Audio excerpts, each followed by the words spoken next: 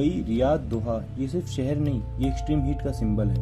यहाँ 45 degree Celsius temperature लोगों के लिए एक नॉर्मल सी बात है। लेकिन अगर मैं आपसे कहूँ कि आज इंडिया के कुछ शहर इन डिजर्ट कंट्रीज से भी ज़्यादा गर्म हो चुके हैं, तो क्या आप मानेंगे?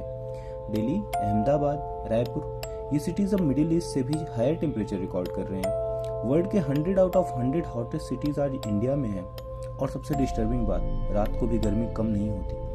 साल 2024 दिल्ली में 24 रात तक लगातार टेम्परेचर 30 डिग्री सेल्सियस के नीचे नहीं गया। सोचो आप एक नॉर्मल वर्किंग पर्सन हो, दिन भर काम करके घर आए और रात को एसी भी प्रॉपर्ली काम ना करे, पूरी रात पसीने में सो और नेक्स्ट दिन फिर वही रूटीन रिपीट। एक दिन नहीं, 10 दिन नहीं, 24 दिन लगातार।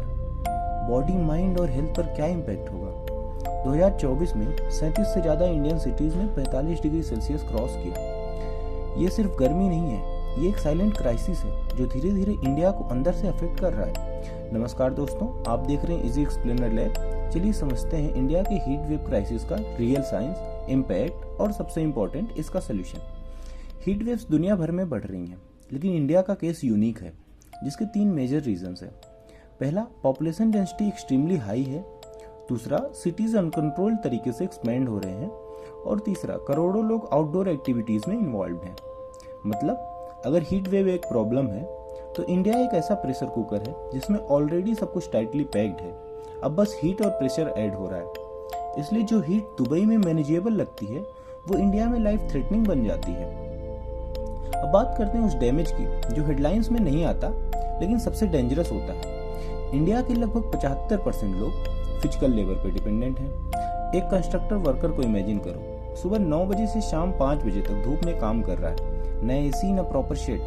जैसे ही हीट बढ़ती है, बॉडी ऑटोमेटिकली स्लो हो जाती है, जिसके कारण प्रोडक्टिविटी 5 से 10% तक गिर जाती है। और ये करोड़ों लोगों के साथ जब होता है, तो जीडीपी पर डायरेक्ट इम्पैक्ट होता है। 2030 तक इंडिया की जीडीपी 2.5 से 4.5% तक इम्पैक्ट हो सकती है। मतलब $126 बिलियन का एनुअल लॉस। ये उतना पैसा है जितने में पूरे देश का एजुकेशन सिस्टम या हेल्थ सिस्टम अपग्रेड हो सकता है। अब एक फार्मर को इमेजिन करो, वो पूरा साल मेहनत करता है, लेकिन जब फसल तैयार होने वाली होती है तब हीट वेव आती है। हाई हीट में गेहूं के दाने सिकुड़ जाते हैं, जैसे रोटी आधी पकने से पहले ही सूख जाए, जिसके कारण 15 से 25% तक यील्ड गिर जाती है। मतलब heat waves directly income, food और इकोनॉमी को अफेक्ट कर रही। अब समझते हैं ये सब क्यों हो रहा है। पहला कारण है heat dome effect. Heat dome effect को सिंपल तरीके से समझो, जैसे कुकर का ढक्कन हीट को अंदर ट्रैप करता है, वैसे ही एटमॉस्फेयर में एक हाई प्रेशर सिस्टम गर्म हवा को नीचे ही लॉक कर देता है। इस प्रोसेस में 3 चीजें होती हैं। हवा कॉम्प्रेस होती है, कॉम्प्रेस होने के कारण हवा और ज्यादा गर्म हो जाती है। हवा सिंस कंप्रेस हो रही है, ऊपर नहीं उठ पा रही, तो हवा ठंडी नहीं हो रही, और हवा ठंडी नहीं हो रही तो क्लाउड्स नहीं बन रहे। क्लाउड्स नहीं बन रहे तो सनलाइट डायरेक्टली पड़ती रह रही है, और जब क्लाउड्स नहीं है तो रेन भी नहीं होती। रेन ना होने के कारण कूलिंग का कोई चांस ही नहीं है। इसका रिजल्ट ये होता है कि हीट कंटिन्यूअसली बिल्डअप होती रहती है और बाहर निकल नहीं पाती। मतलब पूरा शहर एक invisible pressure cooker type system में है, जहाँ हीट बढ़ती रहती है, लेकिन एस्केप का कोई रास्ता नहीं होता। इसी वजह से हीट डोम नॉर्मल गर्मी को एक्सट्रीम हीट वेव बना देता है। अब चलिए समझते हैं दूसरा कारण, अर्बन हीट आइलैंड। सोचो आप 2 जगह खड़े हो, एक ग्रीन पार्क में और दूसरा एक कंक्रीट पार्किंग लॉट में। कहाँ ज़्यादा गर्मी लगेगी? ऑब्वियसली कंक्रीट वाली जगह पर। एक्जैक्टली यही होता है सिटीज़ में। सिटीज़ में पेड़ कम होते हैं और कंक्रीट रोड्स, बिल्डिंग्स ज़्यादा होती हैं। कंक्रीट और एस्फाल्ट दिन भर सनलाइट एब्जॉर्ब करते हैं, जैसे स्पॉन्ज पानी सोखता है, और फिर रात को ये हीट धीरे धीरे वापस रिलीज करते हैं। इसलिए सिटीज़ रात को भी ठंडी नहीं होती। मतलब सिटी खुद एक हीट जनरेटर बन जाती है। इसी इफेक्ट को कहते हैं अर्बन हीट आइलैंड। अब बात करते हैं ग्लोबल फैक्टर की, एल नीनो। नॉर्मल कंडीशंस में पैसिफिक ओशन का पानी रिलेटिवली बैलेंस्ड रहता है, लेकिन एल नीनो के टाइम पैसिफिक ओशन का सेंट्रल और ईस्टर्न पार्ट अनयूजुअली वार्म हो जाता है। ये वार्मिंग सिर्फ ओशन तक लिमिटेड नहीं रहती, ये पूरे ग्लोबल वेदर सिस्टम को डिस्टर्ब करती है। इंडिया पर भी इसका डायरेक्ट इम्पैक्ट पड़ता है। समझो अर्थ एक इंटरकनेक्टेड मशीन है, जैसे एक तरफ एसी चालू करो तो दूसरी तरफ हीट फील होती है। सेम एनालॉजी अर्थ के केस में भी काम करती है। तो एल नीनो के टाइम पे इंडिया में टेम्परेचर ज़्यादा हो जाता है और इस वजह से मानसून वीक पड़ सकता है। इसका अपोजिट होता है लानीना। लानीना के टाइम पैसिफिक ओशन थोड़ा ठंडा रहता है। इंडिया में रेनफॉल बेटर होती है, टेम्परेचर्स रिलेटिवली कंट्रोल में रहते हैं। लेकिन अब प्रॉब्लम यह है, क्लाइमेट चेंज की वजह से एल नीनो इवेंट ज़्यादा फ्रिक्वेंट और ज़्यादा इंटेंस हो रहे हैं।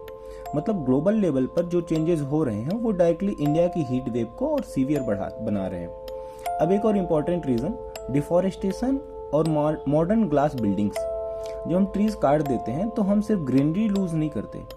ट्रीज नेचुरल कूलिंग सिस्टम होते हैं, वो सनलाइट को एब्जॉर्ब करते हैं और अपने आसपास का टेम्परेचर कम रखते हैं। लेकिन जब उनकी जगह कंक्रीट और ग्लास बिल्डिंग्स आ जाती हैं तो प्रॉब्लम स्टार्ट होती है। ग्लास बिल्डिंग सनलाइट को रिफ्लेक्ट करती है, जैसे एक और आर्टिफिशियल सन क्रिएट हो रहा हो। इसे ही बोलते हैं डबल सन इफेक्ट।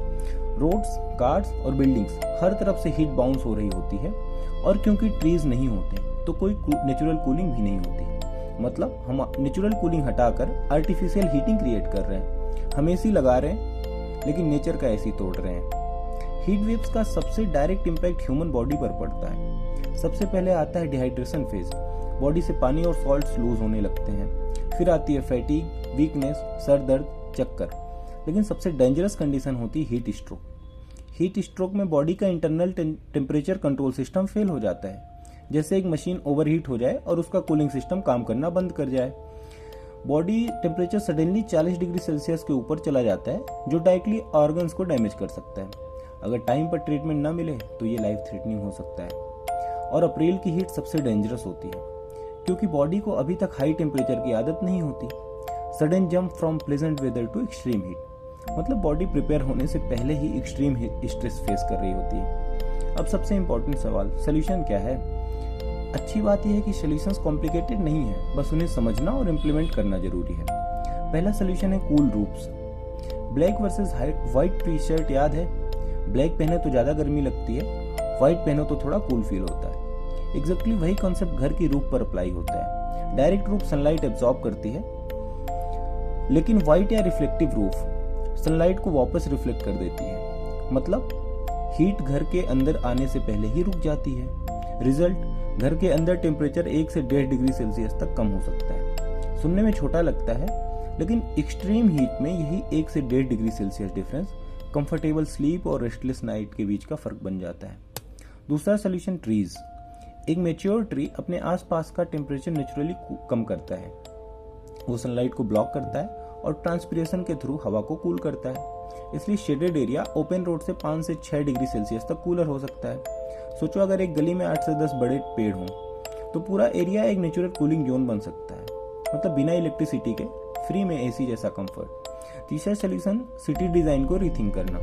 फ्यूचर सिटीज के लिए 3 सिंपल प्रिंसिपल्स हैं। ग्लास बिल्डिंग हीट को रिफ्लेक्ट और ट्रैप करती है, इसलिए मॉडर्न आर्किटेक्चर में शेडेड फैकेट्स का यूज हो रहा है, जैसे इंदिरा परिवहन भवन, जहां बिल्डिंग डिजाइन ही कूलिंग को ध्यान में रखकर बनाया गया है। दूसरा ऑप्शन है मोर वेंटिलेशन।